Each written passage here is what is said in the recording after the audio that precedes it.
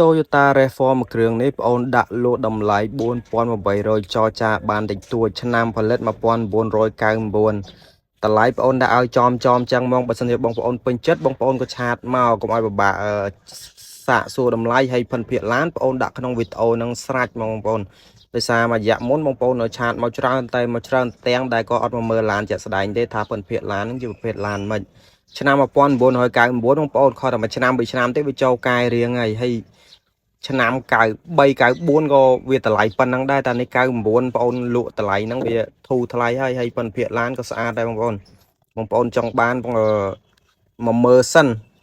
មកមើលផិនភាគឡានសិនបងប្អូនចាំឆាតតថ្លៃអីចឹងណាហើយបងប្អូនខ្លះក៏តថ្លៃក្នុងឆាតទាំងដែលអត់បានមកមើលផិនភាគឡានផងហើយតបងប្អូនមកឃើញផ្ទាល់ភ្នែកប្រឆេមម៉ាស៊ីនឆាអីមើលសាច់ដែកមើលទឹកថ្នាំអីហើយបានបងប្អូនដឹងថាឡានវាឆ្នាំ 99 តម្លៃហ្នឹងវាអែមហើយ